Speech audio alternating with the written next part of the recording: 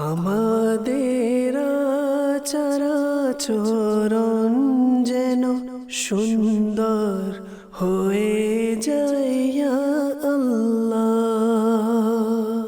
আলহামদুলিল্লাহি রাব্বিল আলামিন ওয়াসসালাতু ওয়াসসালামু আলা সাইয়্যিদিল মুরসালিন আম্মা বা'দ ফাআউযু বিল্লাহি মিনাশ শাইতানির রাজীম বিসমিল্লাহির রহমানির রহিম আসসালাতু ওয়াসসালামু আলাইকা ইয়া রাসূলুল্লাহ ওয়ালা আলিকা ওয়া আসহাবিকা ইয়া হাবিবাল্লাহ আসসালাতু ওয়াসসালামু আলাইকা ইয়া নবিয়াল্লাহ ওয়ালা আলিকা ওয়া আসহাবিকা ইয়া নূরাল্লাহ।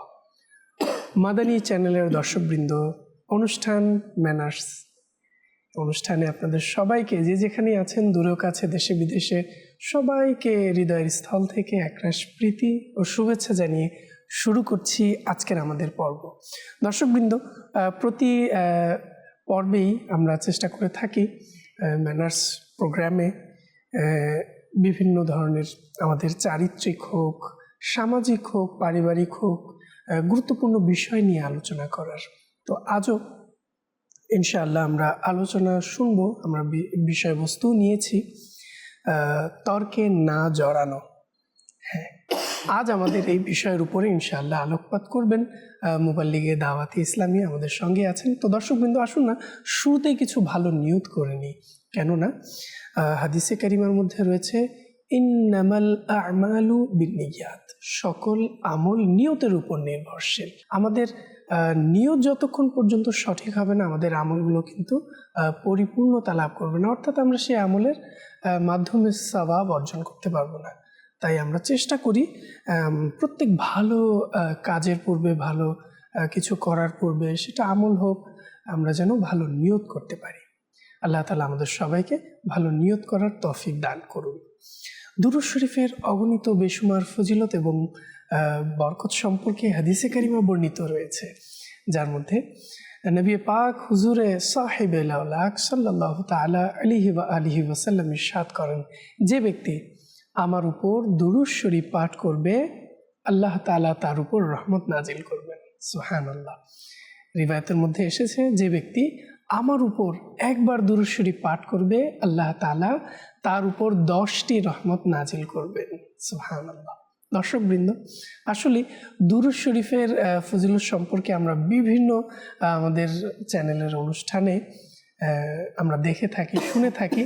তো অনুরোধ করব, যারা এখনো পর্যন্ত আমরা দুরূদ শরীফ পাঠে নিজেদেরকে এখনো দুরূদ শরীফের অনুগ্রাহী করতে পারিনি, আসুন না আজকের অনুষ্ঠানের মাধ্যমে আমরা নিয়ত করে নিই, আমরাও প্রতিদিন নিয়মিত দুরূদ শরীফ পাঠ করব। আল্লাহ তাআলা আমাদের সবাইকে দুরূদ শরীফ পাঠ করার তৌফিক দান করুন। সাল্লু আলাল হাবিব সাল্লাল্লাহু তাআলা আলা মুহাম্মদ সাল্লাল্লাহু তাআলা আলাইহি ওয়া আলিহি ওয়াসাল্লাম।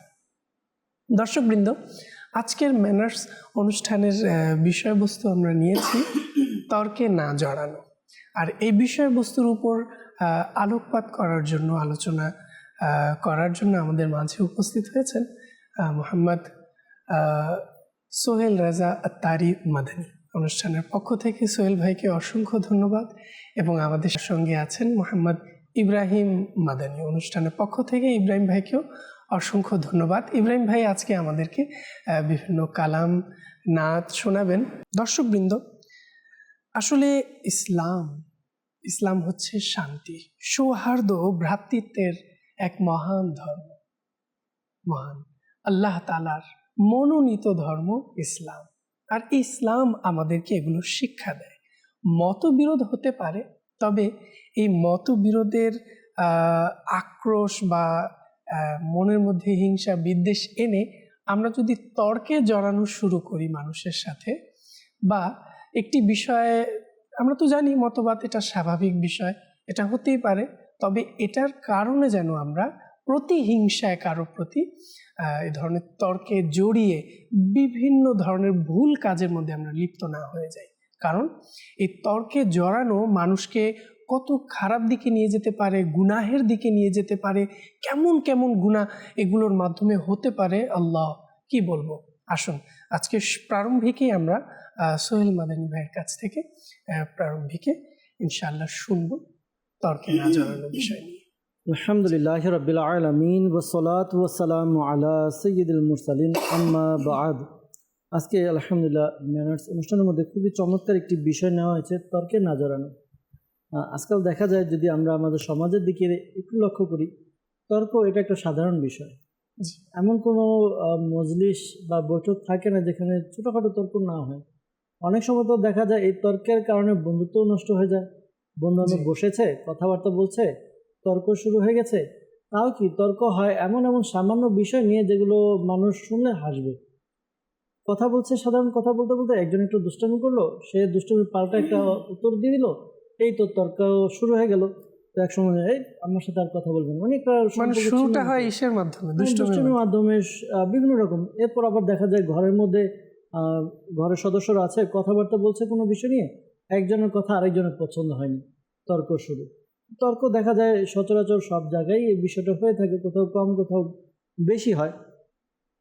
ইসলাম আমাদেরকে এই বিষয়ে কি বলে এটা আমাদের জানা দরকার, যেহেতু আমরা মুসলমান। আর একটা বিষয়, মানুষ সমাজবদ্ধভাবে বসবাস করতে পছন্দ করে। এক একটা প্রাণীর এক একটা নেচার রয়েছে। তো এর মধ্যে মানুষের নেচার হচ্ছে মানুষ সমাজবদ্ধভাবে, দলীয়ভাবে বসবাস করবে একসাথে। মানুষ একাকী বসবাস করতে পারে না। মানুষের এক এক রকম চাহিদার কারণে, এক এক রকম জিনিসের প্রয়োজনের তাগিদে একজন আরেকজনের সাথে থাকে। দেখা যায় এক একটা ঘর থেকে পরিবার থেকে সমাজ গড়ে উঠেছে, রাষ্ট্র গড়ে উঠেছে। বর্তমান সমাজের মধ্যে আমরা যদি একটু দেখি, খুব কম লোক পাওয়া যাবে যারা জঙ্গলে বসবাস করে। আর সবাই ফ্যামিলি আছে, ঘর বাড়ি আছে, আত্মীয় স্বজন আছে, এলাকাবাসী প্রতিবেশী নিয়ে সমাজ তৈরি হয়ে গিয়েছে। আর এই সমাজের মধ্যে চলতে গিয়ে মানুষ বিভিন্ন রকম একজন আরেকজনের সাথে কথা বলছে। কখনো ভালো কথা, কখনো ভালো কথা বিপরীতে খারাপ কথা হয়ে যায়। কখনো এমন কথা হয়, আমি কথা বলছি কিন্তু তার এটা পছন্দ হচ্ছে না, এরকম বাক বিতণ্ডা হয়ে যায়। কিন্তু কুরআন আমাদেরকে কি নির্দেশ দেয়?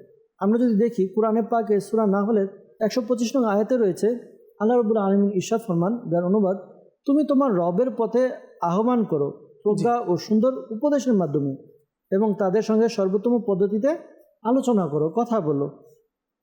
এই যে দেখেন আমাদেরকে ইসলাম কি বলছে। ইসলাম বলছে যে তুমি তোমার রবের পথে আহ্বান করো প্রজ্ঞা ও সুন্দর উপদেশের মাধ্যমে। অর্থাৎ যখন আমরা একজন আরেকজনের সাথে কথা বলবো, যে এই বিষয় নিয়ে কথা বলি, তখন আমরা প্রজ্ঞার সাথে, অর্থাৎ হিকমতের সাথে আমরা কথা বলবো। কাউকে বুঝালো আমরা উপদেশটা যেন ওইরকম সুন্দরভাবে হয়, এই বিষয়টা আমাদেরকে ইসলাম শিক্ষা দেয়, যেন আমরা খুবই সুন্দরভাবে মানুষের সাথে কথাবার্তা, উত্তম চরিত্রের মাধ্যমে। আমাদের নবী পাক সাল্লাল্লাহু আলাইহি ওয়াসাল্লামের জীবনে যদি দেখি, নবী পাক সাল্লাল্লাহু আলাইহি ওয়াসাল্লামের কথাবার্তা এমন সুন্দর ছিল যে মানুষ যখন শুনতো, নবী পাক সাল্লাল্লাহু আলাইহি ওয়াসাল্লামের কথা শুনে শুধু শুনতেই মন চাইতো। এমন সুন্দরভাবে নবী পাক সাল্লাল্লাহু আলাইহি ওয়াসাল্লাম প্রতিশোধ নিয়েছেন এমন কোনো বিষয় পাওয়া যায় না, বা পাবো না।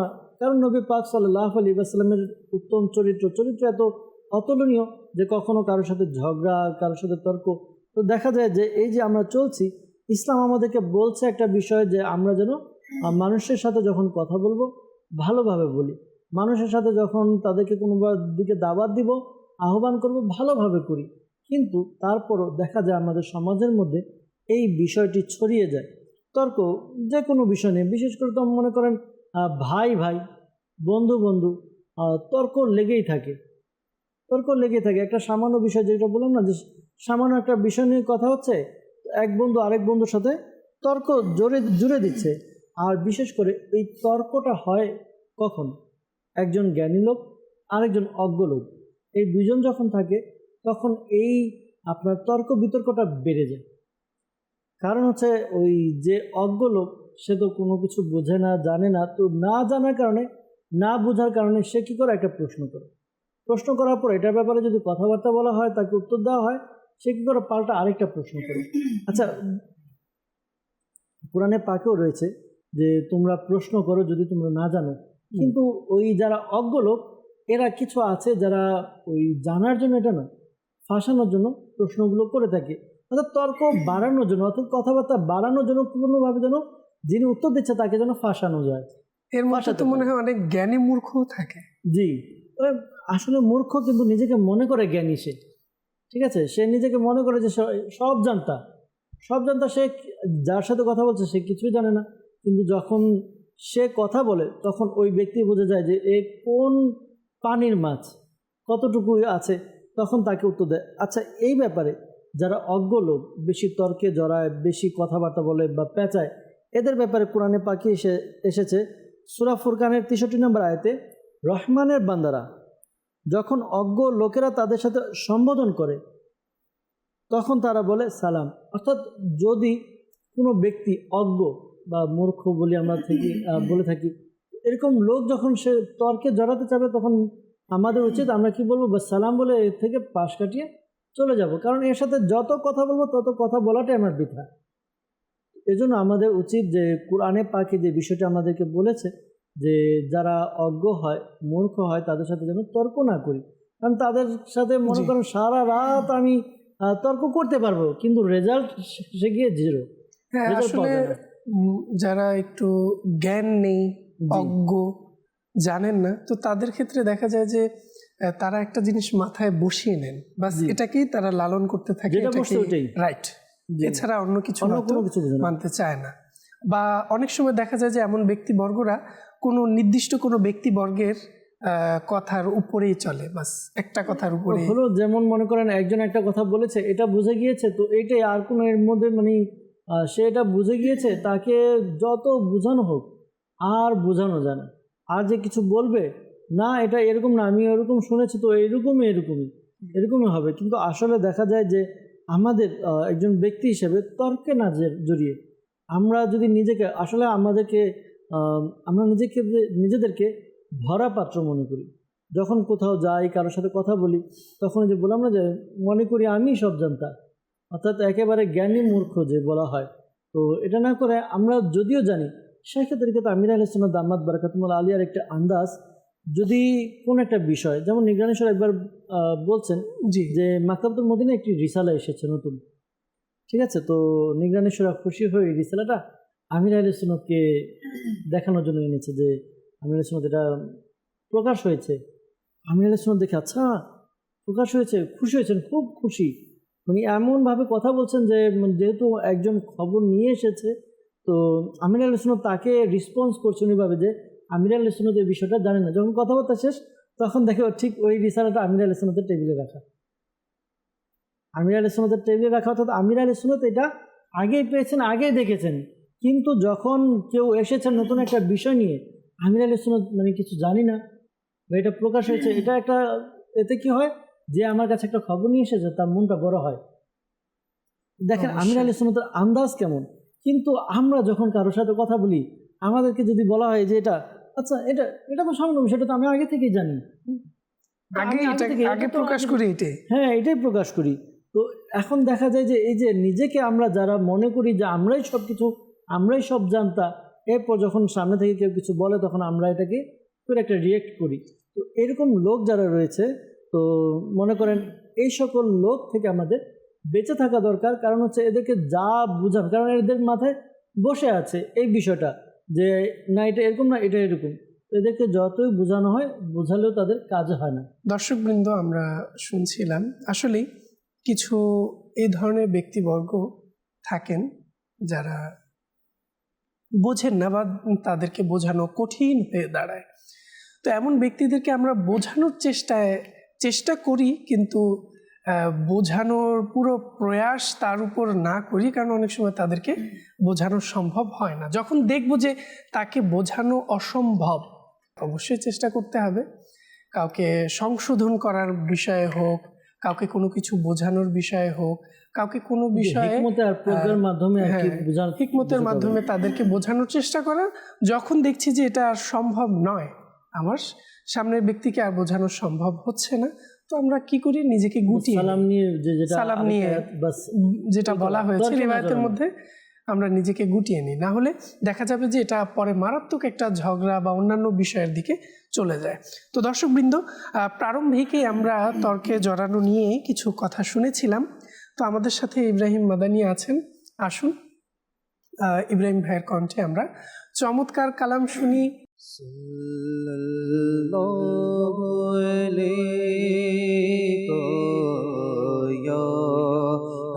Rasulullah sallallahu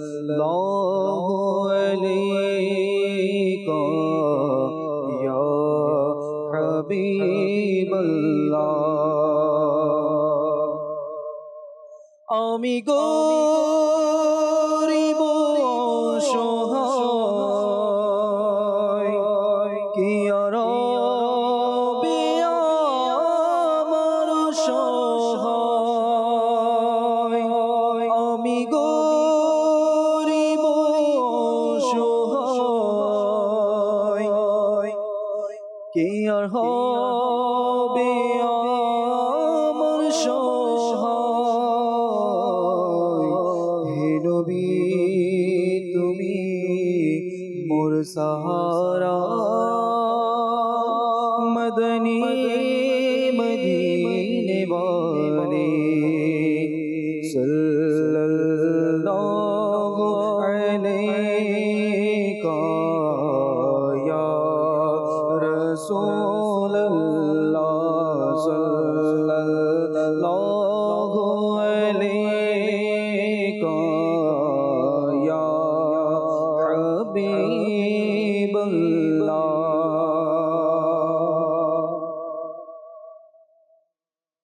পারতাম যদি যেতে আমি প্রিয় নবীর দ্বারে পারতাম যদি যেতে আমি প্রিয় নবীর দ্বারে পারতাম যদি যেতে আমি প্রিয় নবীর দ্বারে বলতাম মনের ব্যথা আমি প্রিয় নবীর দ্বারে বলতাম মনের ব্যথা আমি প্রিয় নবীর দ্বারে পারতাম যদি যেতে আমি প্রিয় নবীর দ্বারে পারতাম যদি যেতে আমি প্রিয় নবীর দ্বারে নবজীবন পেতাম আমি সফল হতাম আমি নবজীবন পেতাম আমি সফল হতাম আমি মরণ যদি হতো আমার প্রিয় নবীর দ্বারে মরণ যদি হতো আমার প্রিয় নবীর দ্বারে পারতাম যদি যেতে আমি প্রিয় নবীর দ্বারে সিংহাসনে বসার পূরণ হতো আমার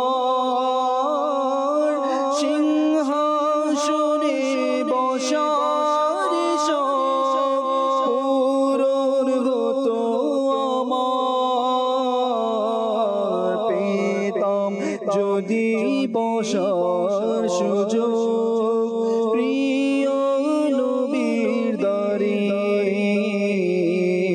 পেতাম যদি বসার সুযোগ প্রিয় নবীর দ্বারে বলতাম মনের ব্যথা আমি প্রিয় নবীর দ্বারে বলতাম মনের ব্যথা আমি প্রিয় নবীর দ্বারে পারতাম যদি যেতে আমি প্রিয়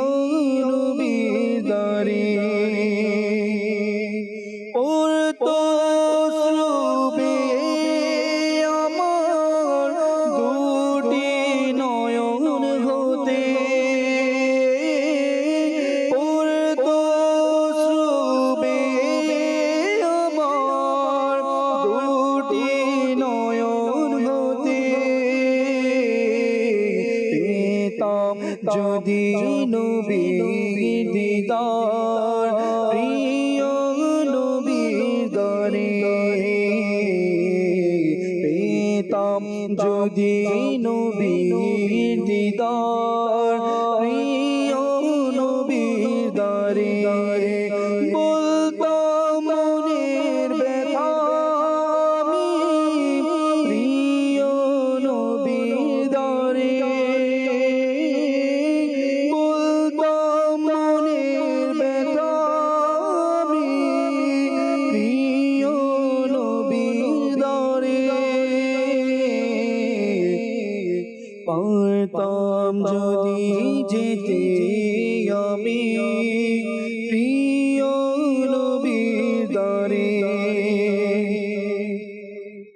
দেখা দেবেন নবী আমায় আমি আশায় দেখা দেবেন নবী আমায় আমি আশায় থাকতাম অপেক্ষমান যদি প্রিয় নবীর দরে পারতাম যদি যেতে আমি প্রিয় নবীর দরে পড়তাম যদি দুরূদ আমি পড়তাম যদি সালাম পড়তাম যদি দুরূদ আমি পড়তাম যদি সালাম হতাম কেমন আনন্দিত প্রিয় নবীর দরে পারতাম যদি যেতে আমি প্রিয় নবীর দরে বলতাম মনের ব্যথা আমি প্রিয় নবীর দরে বলতাম মনের ব্যথা আমি প্রিয় নবীর দরে পারতাম যদি যেতে আমি প্রিয় নবীর দরে মাশাআল্লাহ। দর্শকবৃন্দ, শুনছিলাম চমৎকার কালাম। আল্লাহ করিম আমাদের সবাইকেও তৌফিক দান করুন।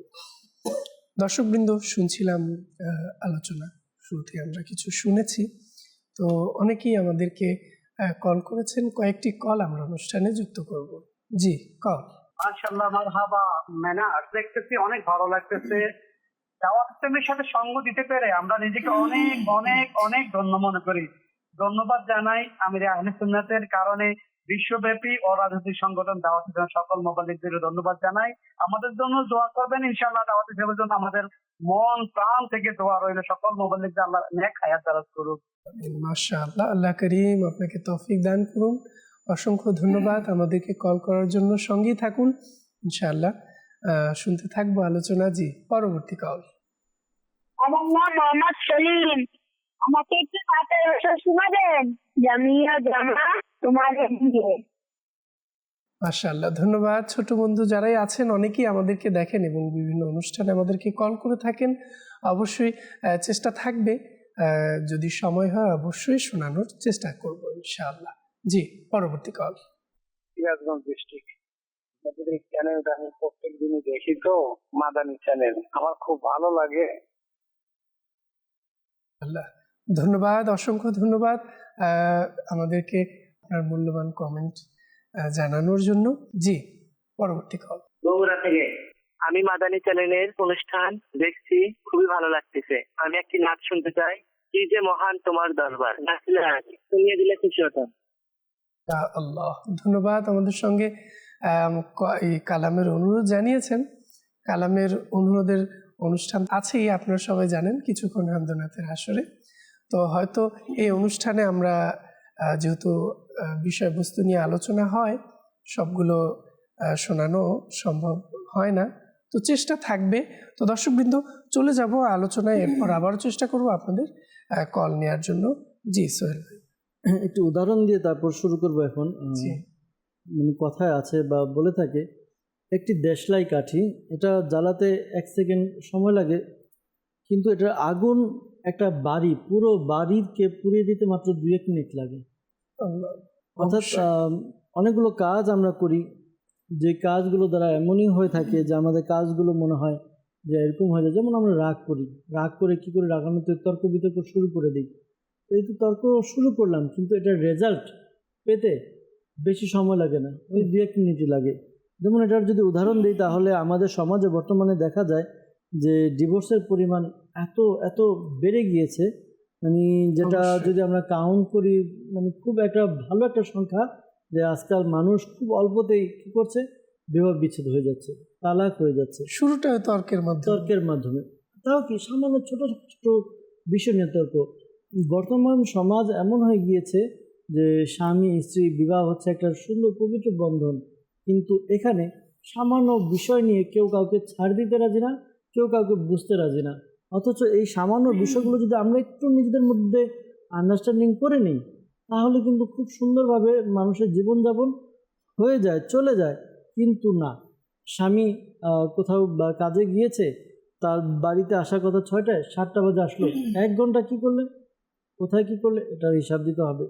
এরপরে স্বামী খাবারে একটু লবণ কম হয়েছে, এটা নিয়ে জেরা করবে। বা সামান্য ছোটোখাটো এমন বিষয়, যে বিষয় না ধরলেই হয়, এই বিষয়গুলো ধরার কারণে দেখা যায় একজন আরেকজনের সাথে তর্ক লেগে যায়। স্বামী সারাদিন ক্লান্ত হয়ে আসে, স্ত্রী একটা কথা শুনিয়ে দিল, এই তো তর্ক শুরু হয়ে যায়। ছোটোখাটো বিষয় নিয়ে এই তর্ক শুরু হতে আস্তে আস্তে এমন হয়ে যায় যে তাদের মধ্যে যে সম্পর্ক, ভালো সম্পর্ক থাকে, এটা কী হয়, আস্তে আস্তে কমে যায়। কমে গিয়ে এরপরে এক অবস্থায় পৌঁছে যে কেউ কাউকে দেখতে রাজি না, কেউ কারোর সাথে কথা বলতে রাজি না, একই ঘরে থাকে, একই বিছানায় থাকে, কিন্তু কেউ কারোর সাথে কথা বলে না। এরপর এটা এক স্টেপে গিয়ে রাগ ক্ষোভ এমনভাবে নিজের অন্তরে পুষে রাখে, পরবর্তীতে এটা গিয়ে তো মানে সুন্দরভাবে এটা বোম ফাটে, যে গিয়ে একেবারে কাজী অফিসে গিয়ে বা উকিলের কাছে গিয়ে তালাকের ব্যবস্থা হয়ে যায়। এক্ষেত্রে সোহেল ভাই, দর্শকদের জন্য আমি জানতে চাইবো, অনেক সময় দেখা যায় যে এই ছোটগুলো বিষয় যখন পারিবারিকভাবে জানাজানি হয়ে যায়, তো দেখা যায় যে ছেলে পক্ষের মধ্যেও অনেক সময় থাকে, আবার মেয়ে পক্ষের মধ্যেও দেখা যায় বিষয়টা, যে এটাকে মিটমাট করার পরিবর্তে যেন উচকে দেওয়া হয় বা আগুন ঢালা হয়। বিশেষ করে ওই কিছু কিছু বিষয় ছাড় দিতে হয়। দেখেন, সংসার একসাথে করব বা একটা সমাজে চলবো, একই সাথে ঘুম থেকে উঠলেই তার সাথে দেখা, বা একটা ঘুম থেকে উঠলো, শুধু এটা যে ঘরের মধ্যে স্বামী স্ত্রী এমন নয়, এলাকার মধ্যে দেখা যায় বন্ধুর সাথে। এরপর মনে করেন পারিবারিক বিষয়গুলো নিয়ে, একেবারে সামান্য বিষয় নিয়ে আমরা কি করছি, তর্ক বিতর্ক শুরু করে দিয়ে, ঝগড়া দিয়ে একেবারে সম্পর্ক ছিন্ন করা। অথচ আমরা যদি নবী পাক সাল্লাল্লাহু আলাইহি ওয়াসাল্লামের শিক্ষা, যে আমরা যদি একটু ক্ষমা করি কাউকে, তাহলে আল্লাহ তাআলা আমাদেরকে ক্ষমা করবে। বলে না যে দয়া করো, দয়া করা হবে, ক্ষমা করো, ক্ষমা করা হবে। আল্লাহ নবী সাল্লাল্লাহু আলাইহি ওয়াসাল্লামের হাদিস, যে তোমার সাথে সম্পর্ক ছিন্ন করতে চায়, তুমি তার সাথে সম্পর্ক জোরে রাখো। তো এই বিষয়টা আমাদের মধ্যে নেই। আর ওই যেটা আপনি বললেন, যে আজকে আমার সাথে কোনো একটা ঘটনা ঘটলো, তো ওই আমি একটা ধমক দিলাম বা মারলাম, তো ওয়াইফ কী করলো, নিজের বাপের বাড়ি চলে গেল। হ্যাঁ, বাপের বাড়ি থেকে কয়েকজনে, এত বড় সাহস, আমাদের ঘরের মেয়েকে মারবে, কেন মারবে, দেখে নেব। তো দেখে নিয়ে কী হয়, ওই মেয়ের ঘরটা ভেঙে যায়।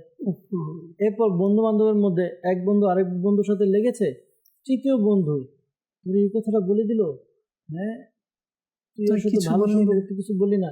এই যে আরেকজন তৃতীয় পক্ষ উস্কানি দিয়ে এই তর্কের মধ্যে একেবারে আগুন ঢেলে দেওয়ার মতো, তখন মনে করেন এটা চলে যায়, একেবারে কেউ কারোর চেহারা দেখে না, বন্ধু বান্ধবের সম্পর্ক ছিন্ন হয়। একটা উদাহরণ, এক ছোট বাচ্চা, এক ব্যক্তির এটা অভ্যাস ছিল, সে প্রতিদিন কি করতো, ঘুম থেকে উঠে কারো না কারোর সাথে তর্ক করবেই, তর্ক করতে হবে। তো একদিন তার ছেলে তাকে জিজ্ঞাসা করলো, বাবা আপনি যে প্রতিদিন তর্ক করেন, এটা দিয়ে কি মজা পান, কি ফায়দা হয়, লাভ কি হয়? আমি মানে কারোর কাছে হারতে রাজি না, আমি সবার সাথে জিততে চাই। তো ওই সুন্দর, মানে ওই ছেলেটা খুবই সুন্দর একটা বাক্য বাবাকে বলল, বাবা আপনি তো তর্কে জিতে যাচ্ছেন কিন্তু সবার মন হারিয়ে যাচ্ছে, সবার মনকে হারিয়ে ফেলছেন। আপনি মানুষের সাথে তর্ক করে হয়তো আপনি তর্কে জিতে গেলেন, কিন্তু তর্ক করার দ্বারা সে যে কষ্ট পায়, যার সাথে তর্ক করা হলো তার মনটা ভেঙে যায়। এখন আমরা দেখি আমাদের সমাজের মধ্যে, বা আমি নিজেকে নিয়ে একটু দেখি না, আমি নিজের দিকে তাকাই, আমি যে মানুষের সাথে তর্ক করি, এই তর্কের কারণগুলো কি? একেবারে সামান্য সামান্য বিষয় নিয়ে তর্ক। ওই যে তরকারিতে একটু ঝাল কম হয়েছে, তরকারিতে একটু লবণ কম হয়েছে, বন্ধু আমাকে কি আরো আগে কথা বলেনি, আমার সাথে আগে কথা বলতে হবে, আমি কেন আগে কথা বলবো, এই বিষয় ছোট ছোট বিষয় নিয়ে আমরা কি করি তর্ক। এখন তর্কের আরেকটা প্রকার, এখন বিশেষ করে অনলাইনে যুক্ত সোশ্যাল মিডিয়ার মাধ্যমে মানুষ তর্ক বিতর্ক করে। আচ্ছা, ওই এখন হয়ে গেছে আমাদের মানুষ সোশ্যাল মিডিয়াতে আসার পরে ছাগলের 3 নম্বর বাচ্চা বলা হয় আর কি, যেটা মানে না দেখেই কিছু না বুঝেই লাফাতে শুরু করে। একটা কোনো বিষয়ে পোস্ট হয়েছে, এই পোস্ট সত্য না মিথ্যা এটা কোনো যাচাই নেই, বাস এখানে কমেন্ট করে দিল, যেটা পোস্ট এসেছে সেটা নিয়ে, হ্যাঁ এটা কেন হলো, এটা কেন হবে, এটা হতে পারে না, এটা হতে দেব না, এটা করতে পারবো না, আমরা এটা করব সেটা করব, অথচ ওই ঘটনার বিন্দু পরিমাণ কিছু হয়নি। অনলাইনে এখন হচ্ছে মনে করেন ভিউর একটা যুগ, যার যত ভিউ তার পপুলারিটি তত বেশি, সে তত বেশি ভাইরাল। সে কি করে, ওই ভিউ বাড়ানোর জন্য বা ভাইরাল হওয়ার জন্য একটা পোস্ট নিজে থেকে দিয়ে দিয়েছে। এখনকার যে সোশ্যাল মিডিয়ার মাধ্যমে যে বিষয়গুলো নিয়ে মানুষ এক ধরনের চালিয়ে যাচ্ছে বা এক ধরনের পোস্ট করতেই থাকে, তো এক্ষেত্রে দেখা যায় যে অধিকাংশ বিষয়গুলো খুবই মানে যেটা হয়নি এটাকে বাড়িয়ে ফেক, এক ধরনের ফেক। তো ফেক এই জিনিসটাকে নিয়ে কি করে, মানে একটা কেউ ওই বলে না যে মুখের একটা রসদ দিল আর কি, এখন একটা পোস্ট করে দিয়েছে কেউ, বললাম না আমরা যাচাই করি না বাছাই করি না এটা কি সত্য বললো কিনা, কোন এক ব্যক্তির নাম দিয়ে একটা কমেন্ট করে দিল যে এই কমেন্ট এ করেছে। আমরা যে আজকে যাচাই করি না, এটা তো যদি আমরা আমাদের ইসলামিক দৃষ্টিকোণ থেকেও দেখি তাহলে এটাকে কিভাবে আমরা, এটাকে এক প্রকার মিথ্যার একটা প্রকারের মধ্যে পড়বে। যে ঘটনা মানে কেউ একটা কথা বলছে সেটা যাচাই বাছাই না করে সেটাকে বিশ্বাস করে নেওয়া, সেটা নিয়ে কথাবার্তা বলা, এটা মিথ্যার নামান্তর। নবী পাক সাল্লাল্লাহু আলাইহি ওয়াসাল্লামের হাদিসে এটা। তো যে কোনো বিষয়, যে কোনো ঘটনা আসবে সেটা আমরা যাচাই বাছাই করব, দেখব, তারপর সেটা নিয়ে আমরা কমেন্ট করব। এখন কি হলো না হলো এটা নিয়ে আমরা যদি মনে করেন তর্ক শুরু করে দিই, তাহলে মনে করেন ওই বললাম না, আমি হয়তো তর্ক করছি, আরেকজন তর্ক করছে, কিন্তু যে ভাইরাল হওয়ার সে ভাইরাল হচ্ছে, আর এখানে গুনাহগার, আর এখানটা ওই কথা দ্বারা তর্ক বিতর্ক করে আপনি আমি গুনাহগার হচ্ছে। এই বিষয়গুলো আমাদের তো আমাদের উচিত যে কোনো বিষয়ে তর্ক করার আগে আমরা যেন এটা ভাবি। শেখে তরিকত আমির আহলে সুন্নাত দামাত বরকাতুল্লাহ আলাইহি আমাদেরকে চমৎকার একটি বিষয় দিয়েছেন, যেটা উর্দুতে বলা হয় পেহলে তোলো ফির বলো। পেহলে তোলো ফির বলো, অর্থাৎ প্রথমে ভাবো তারপর বলো। আমি যেটা বলবো এটাকে ভেবে নিই, আমি এটা বলবো, এটা বললে আমার দ্বারা উপকার কি, আমার ক্ষতি কি। যখন কোনো ব্যক্তি এই বিষয়টা কথাবার্তার ক্ষেত্রে এই বিষয়টা ধরে নেবে বা এই বিষয়টাকে আঁকড়ে ধরবে যে আমি প্রথমে ভাববো তারপর বলবো, এই মানুষ অনেক অনেক গুনাহ থেকে, অনেক অনেক অপ্রয়োজনীয় কথা থেকে বেঁচে যাবে। আল্লাহ আল্লাহ। আসলে দর্শকবৃন্দ, খুবই খুবই গুরুত্বপূর্ণ বিষয়। আমরা যদি এটা নিয়ে একটু চিন্তা করি তাহলে কিন্তু আমরা বুঝতে পারবো যে আমরা আমাদের সমাজে, পরিবারে মানে কতটা যে অনর্থক কথাবার্তায় আমরা লিপ্ত হয়ে আছি এবং গুনাহে পড়ে যাচ্ছি। নাউজুবিল্লাহ, আল্লাহ কারীম আমাদেরকে এগুলো থেকে হেফাজত করুন।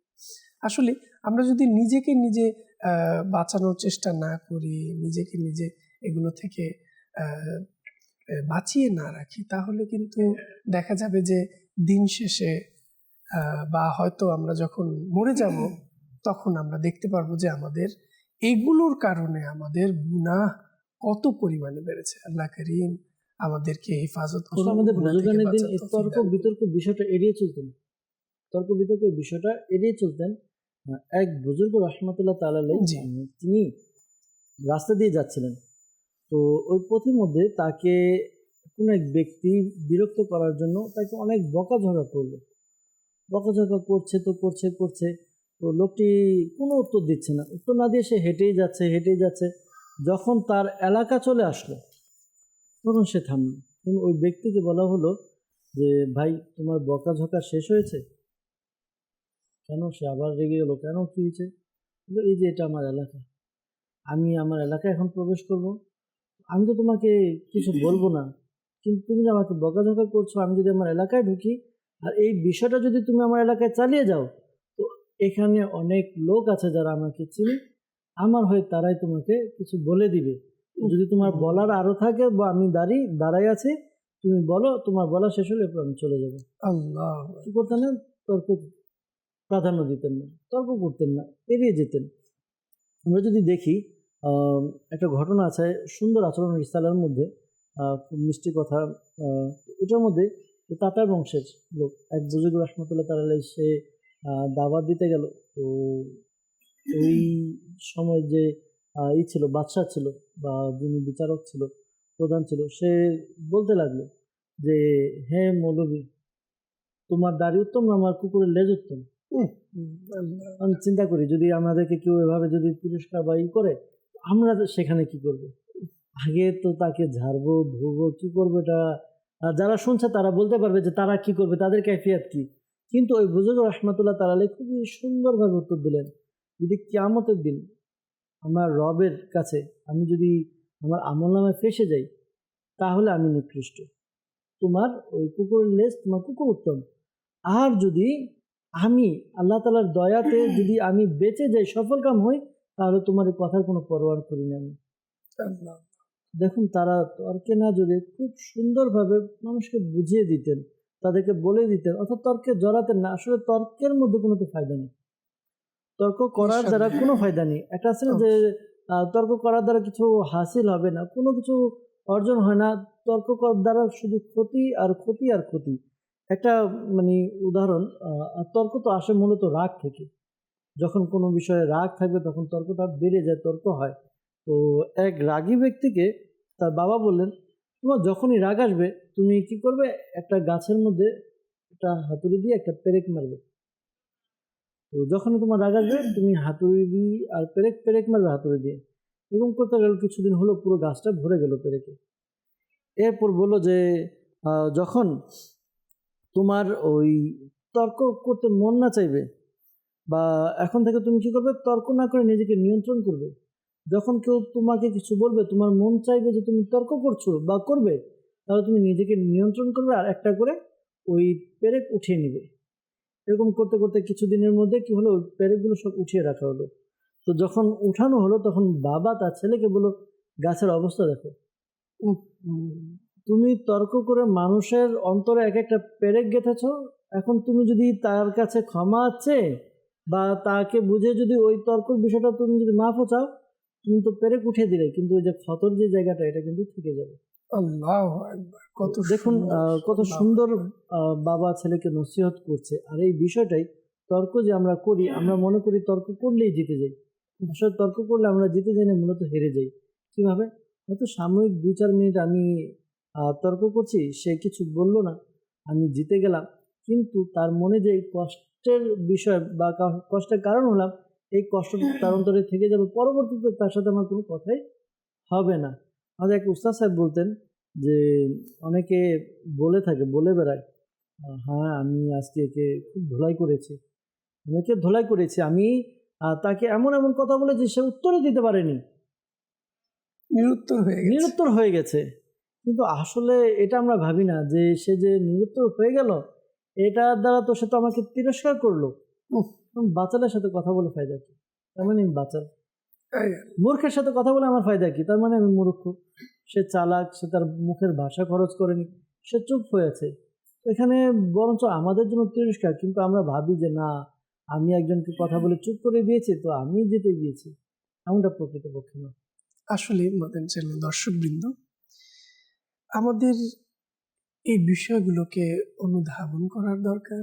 এবং আজ আমরা কিন্তু খুবই সহজভাবে আমাদের ঘরে, সমাজে, বন্ধু বান্ধবের মাঝে যে বিষয়গুলো কিন্তু ঘটে, এগুলোই কিন্তু উপস্থাপন হচ্ছে এবং আমরা আসলে বুঝতে পারছি। এবং অনেকে হয়তো আজকের আলোচনা শুনে ভাবছেনও, আবার মনে মনে হয়তো অনুশোচনাও করছেন, আবার কেউ মনে মনে মুচকি হাসছেন, আসলে আমার সাথে এরকম হয়েছে বা এই বিষয়গুলা। তো দর্শকবৃন্দ, আসলে ইসলাম আমাদেরকে উত্তম চরিত্রের, উত্তম আখলাক, উত্তমভাবে কথা বলার শিক্ষা দেয়। আর এগুলো আমাদেরকে আমাদের জীবনে বাস্তবায়িত করতে হবে। আমাদের কোনো শব্দের কারণে যেন কোনো ব্যক্তি অন্তরে কষ্ট না পায়, এবং আমাদের কথার মাধ্যমে যেন কোনো ব্যক্তি তার অন্তরে কষ্ট না পেলেও সে অসন্তোষ প্রকাশ করে, মানে এই পরিমাণেরও কোনো কটু কথা হোক, মানে বিষয়গুলো হোক, বলা উচিত। আমরা যারা এগুলো আগে করেছি, আজকের অনুষ্ঠানের মাধ্যমে আমরা তওবা করি। আল্লাহ করিম আমাদের সবাইকে ক্ষমা করুন, এবং তওবা করছি আগামী থেকে ইনশাআল্লাহ আর করব না। এতেই আমাদের জন্য মঙ্গল, দুনিয়া এবং আখিরাতের কামিয়াবি, সফলতা অর্জন করার জন্য আমাদেরকে আমাদের চারিত্রিক বৈশিষ্ট্যের এই বিষয়গুলোকে আমাদের জীবনে বাস্তবায়িত করতে হবে। আল্লাহ করিম আমাদেরকে শেখার, বোঝার এবং নিজের জীবনে বাস্তবায়ন করার তৌফিক দান করুন। দর্শকবৃন্দ, আরও শুনবো ইনশাআল্লাহ। এই পরিপ্রেক্ষিতে বিভিন্ন বিষয়গুলো উঠে আসবে। তো ইব্রাহিম ভাইয়ের কাছেও যাব, যেহেতু অনুরোধ জানিয়েছেন, কলের মাধ্যমে কালাম শোনার অনুরোধ জানিয়েছিলেন। তো আসুন দর্শকবৃন্দ, ইব্রাহিম ভাইয়ের কণ্ঠে কালাম শুনি। কি যে মোহ তোমার দরবার, রসূলে আরবি। কি যে মোহ তোমার দরবার, রসূলে আরবি। তোমার দরবার দয়ার ভান্ডার, রসূলে আরবি। দো জাহানে তুমি বাদশাহ, রসূলে আরবি। দো জাহানে তুমি বাদশাহ, রসূলে আরবি। তুমি নবীদের সরদার, রসূলে আরবি। কি যে মহান তোমার দরবার, রসূলে আরবি।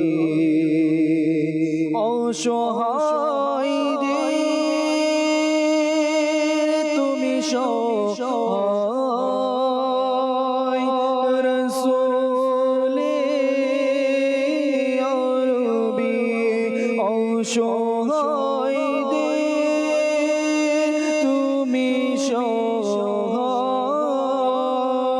রসূলে আরবি।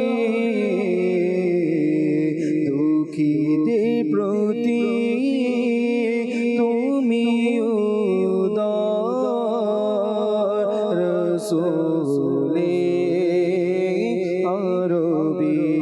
কি যে মহান তোমার দরবার,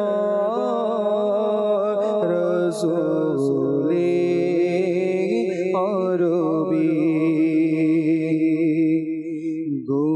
গুনাহের জয় না যেও ভাসিয়া আমার ইয়া রাসূলুল্লাহ। তুমি করো কিছু মাহি রিসালাত ইয়া রাসূলুল্লাহ। তুমি করো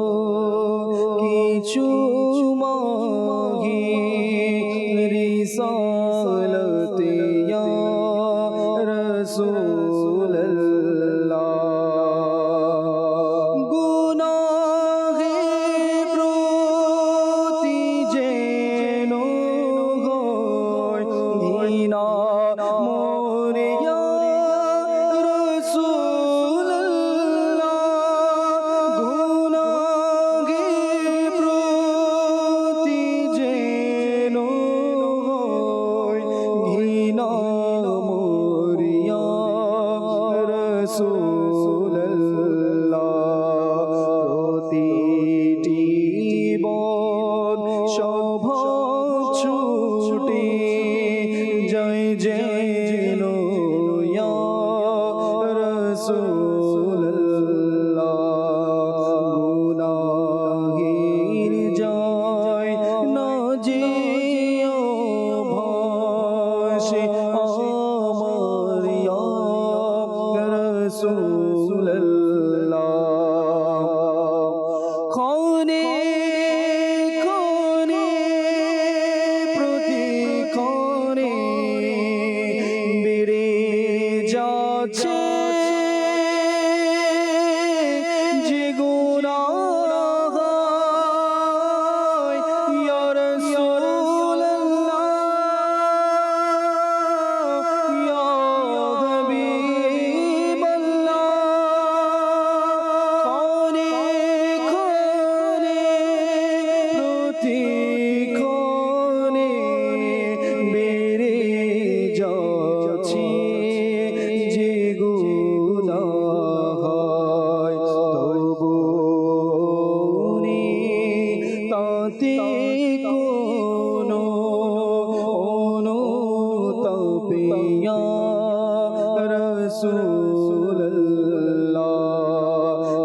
গুনাহের যায় না যেও ভাসে আমার ইয়া রাসূলুল্লাহ বাঁচিতে চাই আমি তবু বাঁচিতে পারি না যে হয় বাঁচিতে চাই আমি তবু পারি না যে বাঁচিতে হয় গুনাহের হয়েছে মনে অবশিয়া রাসূলুল্লাহ গুনাহের হয়েছে মনে অবশিয়া রাসূলুল্লাহ তোমার রবের কসম আমি উপযুক্ত জাহান্নামে তোমার রবের কসম আমি উপযুক্ত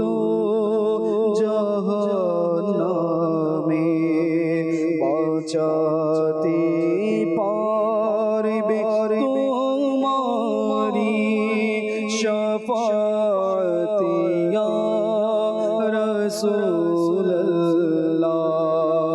বাঁচাতে পারবে তোমারি শাফাত ইয়া রাসূলুল্লাহ গুনাহের যায় না যেও ভাসে আমার ইয়া রাসূলুল্লাহ ইয়া আল্লাহ, আল্লাহ করিম আমাদের সবাইকে গুনাহ থেকে বেঁচে আল্লাহ তার রাসূল সাল্লাল্লাহু আলাইহি ওয়াসাল্লামের সন্তুষ্টি ও আনুগত্য অর্জন করার তৌফিক দান করুন। দর্শকবৃন্দ, অনেক সময় আমাদের অনেকেই আছেন যারা অনেক সময় সত্যের উপরেই থাকেন, অনেক সময় তিনি সঠিক বলছেন এবং তিনি সবাইকে বোঝাতেও চাচ্ছেন যে আমি সঠিক বা আমি এই যে এমন এমন এই বিষয়ে আমি কিন্তু সঠিক বলছি।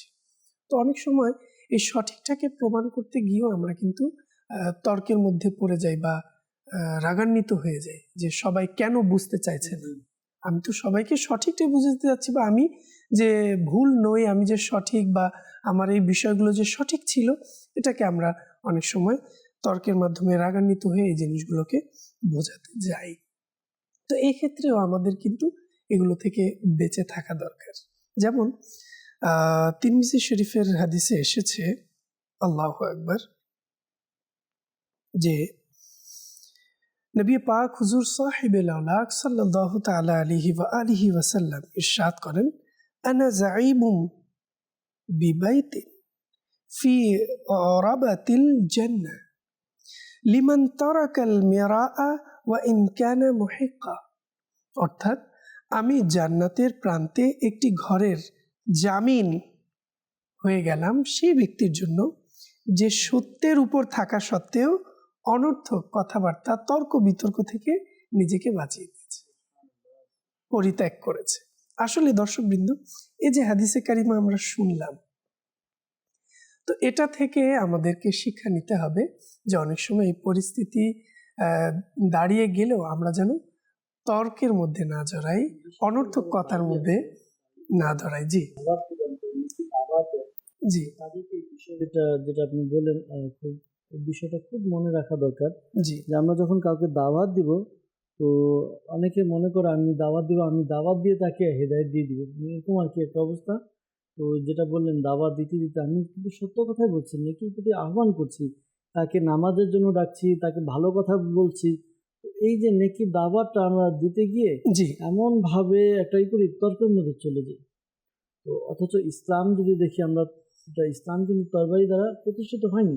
অবশ্যই। আলহামদুলিল্লাহ, ইসলাম ভালোবাসার মাধ্যমে, প্রিয় নবী সাল্লাল্লাহু আলাইহি ওয়াসাল্লামের ভালোবাসাই ছিল ইসলাম প্রতিষ্ঠিত হওয়ার মূল কারণ। তুমি যদি যেটা প্রয়োজন ছিল ইসলামের মধ্যে, যে যুদ্ধগুলো, ওটা তো আলাদা একটা বিষয়, কিন্তু প্রতিষ্ঠিত হয়েছে ভালোবাসার মাধ্যমে। নবী পাক সাল্লাল্লাহু আলাইহি ওয়াসাল্লাম তো যারা দাওয়াত দেয়, যারা মানুষকে বোঝায়, যেমন আজকে অনেক ব্যক্তি, বিশেষ করে আমাদের সমাজের মধ্যে যারা মুরব্বী হয়, জি তারা আমাদের যারা যুব সমাজ হয়, তাদেরকে কি বোঝানোর জন্য অনেক সময় ধমক দিয়ে বোঝায়, তর্ক করে বোঝায়, এই কাজটি কেন করলে, এই কাজটি এরকম করা যাবে না। তো এটা না করে আমরা যখন দাওয়াত দিব, তো আমাদের দাওয়াতগুলো হওয়া দরকার হিকমতের সাথে, আমাদের দাওয়াতগুলো হওয়া উচিত যে নম্রতার সাথে, আমাদের দাওয়াতগুলো হওয়া দরকার বিনয়ের সাথে। দেখা যায় যে আমরা নম্রতার সাথে বা বিনয়ের সাথে কথাবার্তা না বলার কারণে যখন আমরা দাওয়াত দিই, এই দাওয়াতটা হিতে বিপরীত হয়। অনেক সময় হিতে বিপরীত হয়ে যায়। নামাজ তো আমি পড়বই, আল্লাহ তাআলা নামাজ আমার উপরে দিয়েছে, কিন্তু সে এভাবে কেন কথা বলবে, এরকম চলে আসে। তো অনেক সময় তো দেখা যায় যে তার দাওয়াত দেওয়ার কারণে যেখানে তার নামাজে যাওয়ার কথা ছিল, নাউজুবিল্লাহ, অনেক সময় সে নামাজ নিয়ে খারাপ বাক্য বলে ফেলে। অনেক সময় এরকম হয় বিষয়টা। বিপরীত হয়ে যায় যে নামাজের জন্য দাওয়াত দিলাম বা ভালো কাজে দাওয়াত দিলাম, তো তখন আচ্ছা আমার এটা বলছে, আমি করবই না, এই কাজ করবই না, এরকম চলে আসে। তো এই জন্যই আমাদেরকে ইসলাম যেটা শিক্ষা দিয়েছে, প্রথমে কোরআনে পাকের একটি আয়াত বলেছিলাম যে আমরা মুসলমানদেরকে বোঝাবো হিকমতের সাথে, প্রজ্ঞার সাথে, আমরা রবের দিকে আহ্বান করব। তো যখনই আমরা কাউকে বোঝাবো, তর্ক করব না, মনে রাখবো যে হিদায়াত দেয়া আমার কাজ না, অবশ্যই চেষ্টা চালানোটা আমার কাজ, নেকির দাওয়া তার পর্যন্ত পৌঁছে দেওয়া আমার কাজ, তাকে হিদায়াত দেওয়া, তাকে নামাজি বানানো, তাকে মুত্তাকি, তাকে পরহেজগার বানানোটা আল্লাহ তাআলার দয়া। আমাদের তাকে দাওয়াত দেওয়া, দাওয়াটা পৌঁছানো আমাদের কাজ। জি আমাদের কাজ হলো পৌঁছানো, বাল্লিগু আন্নি ওয়ালাউ আয়া, অর্থাৎ পৌঁছে দেওয়া আমার পক্ষ থেকে একটি আয়াত, একটি বাক্য হলো, আমাদের কাজ হলো পৌঁছে দেওয়া। হেদায়েত দেওয়ার মালিক আল্লাহ তাআলা। হ্যাঁ, আমরা পৌঁছে দিয়ে তার জন্য দোয়া করে দেবো যে আল্লাহ, আমি দাওয়াত দিয়েছি, তোমার দয়া আছে, তুমি একে তোমার ঘরের মধ্যে, যেমনটি রাবিয়া বসরি রাহমাতুল্লাহ তাআলা আলাইহা, তিনি ওই এক চোর, এরকম ঘটনাটি যে চোর তাকে নামাজের মুসাল্লাতে নিয়ে এসেছে, এরপর তিনি আল্লাহ তাআলা দরবারে দোয়া করেছে, আল্লাহ আমার কাজ ছিল মুসাল্লাতে আনা, এখন বাকি কাজ তোমার। এখন আমরা যখন মানুষের সাথে কথা বলবো, তখন মানুষের সাথে ঝগড়া না, বিবাদ না, বাস ইসলামের জন্য তো ডাকছি, ভালোবাসা সহকারে একজনকে বুঝাবো, নম্রতার সাথে বুঝাবো, আশা করি সে আসবে। আর যদি নাও আসে, আমি নেকি পেয়ে যাব, আমি দাওয়াত দিয়েছি, আমি এটার সওয়াব পেয়ে যাব। হযরত মুসা কালিমুল্লাহ আলা নবীনা আলাইহিস সালাতু ওয়াস সালাম আল্লাহ তাআলা দরবারে বললেন যে আল্লাহ, যে মুসলমান তার ভাইকে নেক কাজের আদেশ দেয়, অসৎ কাজ থেকে বাধা প্রদান করে, তার বিনিময় কি? তার প্রতিটি কথার বিনিময়ে আল্লাহ তাআলা এক এক বছরের নেকি লিখে দেন। সুবহানাল্লাহ, এই যে সুবহানাল্লাহ। যদি আমি দাওয়াত দিলাম, দাওয়াত দেওয়ার কারণে সে যদি নাও আসে, যদি আসলে সে যদি নামাজি হয়ে যায়, তাহলে তো আমার জন্য আমার কিয়ামতের দিন আমার একটা দ্বার খুলে গেল। আল্লাহ তাআলার কাছে বলতে পারবে, আল্লাহ আমার দ্বারা একজন ব্যক্তি সে নামাজি হয়েছে। এখন জি। যদি নামাজি না হয় আমি তো সওয়াব পেয়ে যাচ্ছি। তো যেহেতু আমি একটা কাজে যদি নাও হয় তারপরে যদি রেজাল্ট পাই, তো আমাদের ওই কাজটাকে বলা হয় যে একবারে বানানো কাজ একবারে নষ্ট করে দেয়। এটা হবে বানানো কাজগুলো নষ্ট দেওয়া, যে আমি একজনকে দাওয়াত দিলাম, তর্ক না করে ভালোভাবে যদি বুঝাই, সে যদি চলে আসলো আলহামদুলিল্লাহ, না আসলে আমি নেকি পেয়ে যাব। ওই জায়গায় যখন আমি তার তর্ক করব, তাকে ধমক দিব, তার সাথে রাগ করব, তাহলে কি হবে? সে ওই কাজ থেকে যদি ফিরে যায়, তার অন্তরে যদি যদি ফিরে যায়, কষ্টের কারণেই তো ফিরে যাবে। তো কষ্টের কারণে যদি ফিরে যায়, তাহলে বলা হচ্ছে যে মানুষের মনে কষ্ট দেওয়া এটা হচ্ছিল হারাম কাজ। আর নবী পাক সাল্লাল্লাহু তাআলা আলাইহি ওয়াসাল্লামের হাদিসে মুবারাকাও রয়েছে, আল্লাহর নিকট সবচেয়ে অপছন্দনীয় ব্যক্তি হলো কঠোর ঝগড়াটে। কিছু লোক আছে আমাদের সমাজে যারা কি ঝগড়ার মধ্যে থাকে, ঝগড়া করতে থাকে। তো এই ক্ষেত্রে আমাদের এই হাদিসে মুবারাকাটি স্মরণ রাখা উচিত। আমরা যখন দাওয়াত দিব তখন নম্রতার সাথে দিব, বুঝাবো, বিনয়ের সাথে দিব দাওয়াত। তো যদি কেউ নাও আসে আমি নাকি পেয়ে যাবো ইনশাআল্লাহ তাআলা। আর এই যে হাদিসে মুবারাকাটি, যে আল্লাহর নিকট সবচেয়ে অপছন্দনীয় ব্যক্তি হলো কঠোর ঝগড়াটে। এই যে হাদিসে মুবারাকাটা যদি নেই ইমরান ভাই, তাহলে দেখা যায় যে আমাদের মধ্যে, আমাদের সমাজের বেশিরভাগ মহিলা এই কাজের মধ্যে বা এই হাদিসের মধ্যে চলে আসবে। আল্লাহ। আজকে যদি আমরা দেখি আমাদের সমাজের মধ্যে, বিশেষ করে মহল্লা এলাকা, যে এলাকার মধ্যে মনে করেন ফ্ল্যাট বাসা রয়েছে, সেখানে তো এক ফ্ল্যাটে কি আছে আরেক ফ্ল্যাটে জানেন এরকম হয়। কিন্তু মহল্লা এলাকার মধ্যে এটা বিভিন্ন বিষয় নিয়ে একজন আরেকজনের ঘর দেখছে, চেহারা দেখছে, তো ঝগড়াঝাটি লেগেই থাকে, এমনকি আওয়াজ ছড়িয়ে পড়ে চারিদিকে, বা মানুষ জড়ো হয়ে যায়। তো এই যে এটা আল্লাহ তাআলার নিকট সবচেয়ে অপছন্দনীয় ব্যক্তি হলো সে যে কঠোর ঝগড়া। তো আমাদের ইসলামী বোন যারা রয়েছে, মহিলা যারা রয়েছে, তাদের এটা থেকে শিক্ষা নেওয়া উচিত। আচ্ছা, এই যে সোহেল ভাই নেকির দাওয়াতের বিষয়টা বলছিলেন, জি, একই বিষয়টা যদি আমরা পারিবারিকভাবে দেখি, ঘরোয়াভাবে, অনেক সময় মা বাবা সন্তানদের সাথে যেভাবে বলা দরকার ছিল, এটাকে যখন তারা না করেন, তো সেক্ষেত্রে সন্তানদের বিষয়টাও কিন্তু খুবই ভয়াবহ দাঁড়িয়ে যায়। পরবর্তীতে মা বাবাও কষ্টে পড়ে যান। এই বিষয়ে কি বলবেন? আসলে ওই একই রকম বিষয়টা, যে মনে করেন আমাদেরকে যাকে বোঝানো উচিত ভালোভাবে। আমি এমনও দেখেছি ফ্যামিলি, যে কিছু হলেই সন্তানকে মাইর, কিছু হলে মাইর। তো একটা পর্যায়ে গিয়ে এমন হয়েছে যে ওই ছেলে আর কন্ট্রোলে নেই, আউট অফ কন্ট্রোল। আল্লাহ। অর্থাৎ যে একটা আছে না, যে মনে করেন আমরা অনেক সময় চোখ দিয়ে একটু চোখ পাকাই, ওই চোখ পাকালে কি হয়, যাকে চোখ পাকিয়েছে সে ভয়ে কাজটা ছেড়ে দেয়। যখন আমি বারবার করব, তখন ওই বাচ্চা থেকে ওই ভয়টা দূর হয়ে যায়। যখন ভয়টা দূর হয়ে যাবে, ভয়ের পর্দাটা উঠে যাবে, তখন সে আর আমাকে কাউন্ট করবে না।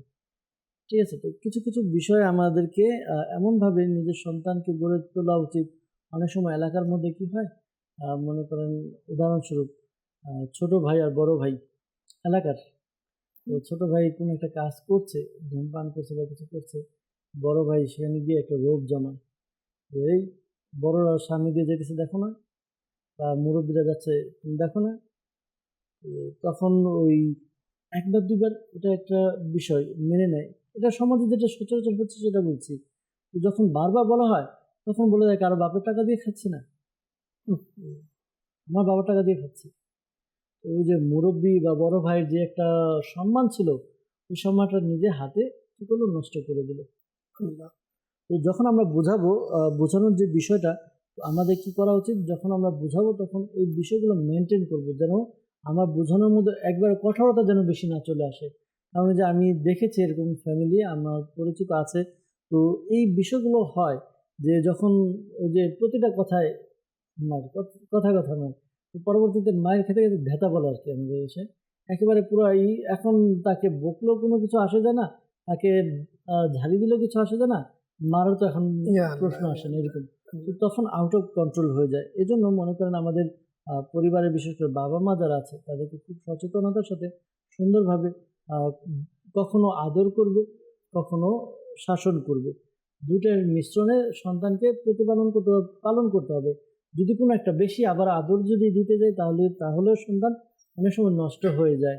জি এই জন্য আর কি ওই একটা আমাদের একটা ক্লিপ দেখেছিলাম কার্টুন, যে জি বাচ্চা যা চায় তাই দিতে নেই, প্রতিটা আবদার পূরণ করতে নেই। জি যেটা চাচ্ছে সেটা দিল, হঠাৎ আগুন দেখে বলবে আগুনটা ধাতে দাও, হুম, আগুন তো দেওয়া যাবে না। এখন দিতে দিতে অভ্যাস করে ফেলেছি, এখন আগুন না দিলে সে কোনো একটা মর্জি করবে, করবে। ওই জন্যই যেটা দেওয়ার সেটা দিবে, যেটা না দেওয়ার সেটা তাকে বুঝিয়ে অন্য কোনো উপায়ে তাকে শান্ত করতে হবে। অর্থাৎ শাসন, তারপর হচ্ছিল আদর স্নেহ, এই দুটো সংমিশ্রণ যখন হবে তখন কাজটা সহজ হবে। আসলে দর্শকবৃন্দ, খুবই গুরুত্বপূর্ণ বিষয় কিন্তু আমরা শুনছি। বিশেষ করে পারিবারিকভাবে মা বাবার যে সন্তানের প্রতি কর্তব্য দায়িত্ব, এক্ষেত্রে আমরা অনেক সময় পিছিয়ে পড়ি। তো এক্ষেত্রে আমি অনুরোধ করব, আমরা যারা সন্তানদের কিভাবে লালন পালন করব, সন্তানের সুশিক্ষা আমরা কিভাবে দেব, বাবার সন্তানের প্রতি বাবার দায়িত্ব, সন্তানের প্রতি মায়ের দায়িত্ব, এই বিষয়গুলো আমাদেরকে আগে জানতে হবে, শিখতে হবে। এরপরে কিন্তু আমরা এই বিষয়গুলোকে কন্ট্রোল করতে পারবো। না হয় হয়তো আমাদেরকেও এই বিপদের সম্মুখীন হতে হবে। তো যারাই এই বিষয়গুলো নিয়ে ভাবছেন বা খুবই চিন্তায় আছেন অলরেডি সন্তানদেরকে নিয়ে, বা আপনার মাধ্যমেও ভুল হয়ে গেছে, জানি তো আমার সন্তান সাথে খারাপ বিহেভ করে ফেলেছি বা এভাবে আচরণ করেছি, তো এগুলোকে আমরা শুধরাই। আর আমি অনুরোধ করব, দাওয়াত ইসলামী মাকতাতুল মদিনায় প্রকাশিত সন্তানের সুশিক্ষার রিসালা আছে, এবং সন্তানের প্রতি পিতামাতার কর্তব্য, সন্তানের প্রতি বাবার দায়িত্ব, এই ধরনের খুবই গুরুত্বপূর্ণ মদিনাতুল ইলমিয়া এবং আমির আহলে সুন্নাতের রিসালা পুস্তিকা পাওয়া যাচ্ছে। আমি বলবো অনলাইনের মাধ্যমে আপনারা পেয়ে যাবেন www.dawatislami.net। এখানে গিয়ে বিভিন্ন বাংলা এবং ইংলিশ, অ্যারাবিক বিভিন্ন ভাষায় কিন্তু আমরা এগুলো পেয়ে যাব। যারা আমরা বিভিন্ন কান্ট্রি থেকে দেখছি, আমরা কিন্তু এটা করতে পারি। অনেক সময় আমরা প্রবাসেও ফ্যামিলি নিয়ে অনেকে থাকি, তো সেখানে আমরা এই বিষয়গুলোকে হয়তো যেভাবে আমরা চাই পাই না। তো এখন যেহেতু সোশ্যাল মিডিয়ার যুগ, অবশ্যই আমরা চাইলে মাদানী চ্যানেল বাংলা ইউটিউব চ্যানেলের মাধ্যমে অনেক বিভিন্ন ধরনের গুরুত্বপূর্ণ ভিডিওস দেখার মাধ্যমে কিন্তু আমরা আমাদের সন্তানদেরকেও শেখাতে পারি, নিজেও শিখতে পারি। আল্লাহ তাআলা আমাদের সবাইকে তৌফিক দান করুন। দর্শকবৃন্দ, অনেকের হয়তো কল আসছে, চেষ্টা করব কয়েকটি কল নেওয়ার জন্য, যেহেতু সময় হয়ে ওঠে না আলোচনার মাঝে, এবং কল এবং দর্শকদের আবার অনুরোধ থাকে অনেক সময়, তো চেষ্টা থাকে সবগুলোকে নিয়ে চলার। তো জি, কিছু কল নেব। জি, কল। আমার নাম রিয়াজউদ্দিন। সবসময় আপনার চ্যানেল দেখি আমি, ভালো কথাবার্তা শুনি, ক্যামেরা কিন্তু আমাদের সঙ্গেই থাকুন। কল করার জন্য অসংখ্য ধন্যবাদ। আসলে মাদানী চ্যানেল আমরা যদি এভাবে নিয়মিত দেখি, যেহেতু আমাদের যেভাবে আমরা আমাদের দৈনন্দিন রুটিনের মধ্যে আমরা অনেকগুলো কাজই করি, এভাবে কিন্তু মাদানী চ্যানেল বাংলাকে আমরা নিয়ে নিতে পারি আমাদের রুটিনের একটি অংশ। এতে করে কি হবে, আমরা দুনিয়া এবং আখিরাতের, আল্লাহু আকবার, অনেক কিছু শিক্ষা অর্জন করতে পারবো। জি, পরবর্তী কল। রবি, আমি একটা গজল শুনতে চাই। সুরের মদিনা, গানের মদিনা। মাশাআল্লাহ, ধন্যবাদ। আমাদের সঙ্গেই থাকুন। অনুরোধ জানিয়েছেন, চেষ্টা থাকবে শোনানোর জন্য। অনেকেই বিভিন্ন জায়গা থেকে আছেন, আমাদেরকে মেসেজও পাঠিয়ে থাকেন, কল করে থাকেন। সবাইকে অসংখ্য ধন্যবাদ। আসলে আমরা চেষ্টা করব যেন যখন মাদানী চ্যানেল পর্দায় বসি, অবশ্যই মনোযোগ সহকারে, সম্ভব হলে নোটসও নিয়ে বসে নোট করি। আমরা অনেক সময় এত গুরুত্বপূর্ণ অনেক আলোচনা হয়, এবং সেখানে খুবই গুরুত্বপূর্ণ অনেক কথাগুলো থাকে, মাদানী ফুল থাকে, সেগুলোকে আমরা নোট করে লিখে নিই।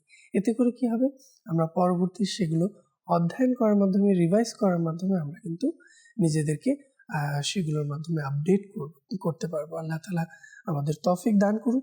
যেহেতু কল এসেছিল কালামের অনুরোধের, তো ইব্রাহিম ভাইয়ের কাছেও যাব, শুনবো, এরপর আলোচনায় ফিরবো।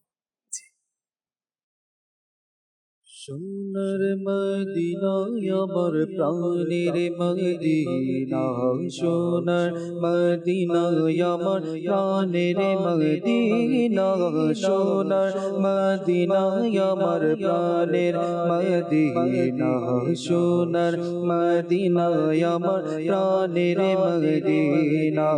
ও মদিনা আমায় ডাকো না, ও মদিনা আমায় ডাকো না, সোনার মদিনায় আমার মনের বাসনা, সোনার মদিনায় আমার প্রাণের মদিনা, সোনার মদিনায় আমার প্রাণের মদিনা, সোনার মদিনায় আমার প্রাণের মদিনা, সোনার মদিনায় আমার প্রাণের মদিনা।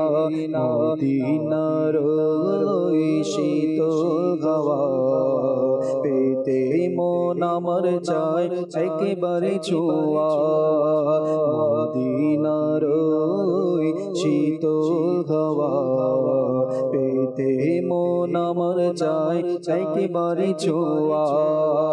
ও মদিনা আমায় ডাকো না, ও মদিনা আমায় ডাকো না, আমার জীবন আর কিছুই চায় না, সোনার মদিনায় আমার প্রাণের মদিনা, সোনার মদিনায় আমার প্রাণের মদিনা, সোনার মদিনায় আমার প্রাণের মদিনা, সোনার মদিনায় আমার প্রাণের মদিনা।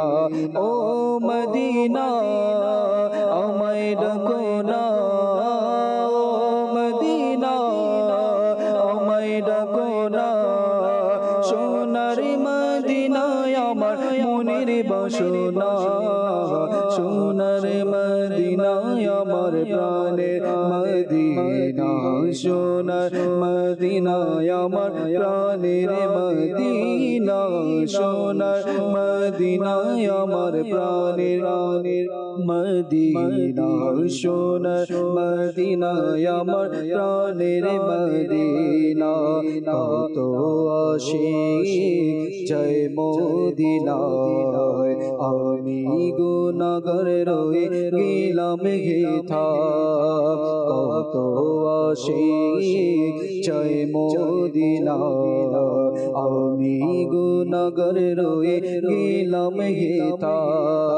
শাহে মদিনা আমায় ডাকো না, শাহে মদিনা আমায় ডাকো না, তোমার দিদারের আশায় মন মানে না, সোনার মদিনায় আমার প্রাণের মদিনা, সোনার মদিনায় আমার প্রাণের মদিনা, সোনার মদিনায় আমার প্রাণের মদিনা, সোনার মদিনায় আমার প্রাণের মদিনা।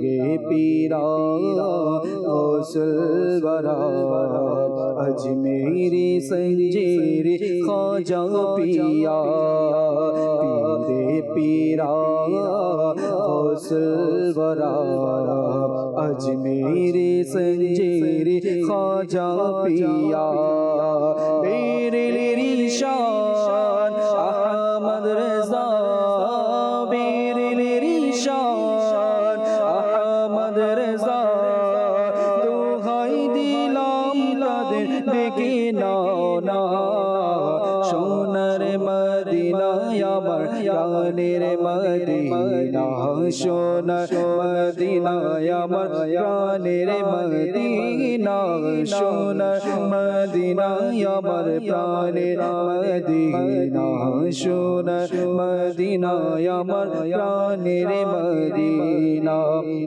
জীবনী শেষ বাসনা মরণ যেন হয় আমার সোনার মদিনা, এই জীবনে শেষ বাসনা মরণ যেন হয় আমার সোনার মদিনা দয়া করো না শাহে মদিনা দয়া করো না শাহে মদিনা জান্নাতুল বাকিতে ঠাই দাও না সোনার মদিনায় আমার প্রাণের মদিনা সোনার মদিনায় আমার প্রাণের মদিনা সোনার মদিনায় আমার প্রাণের মদিনা সোনার মদিনায় আমার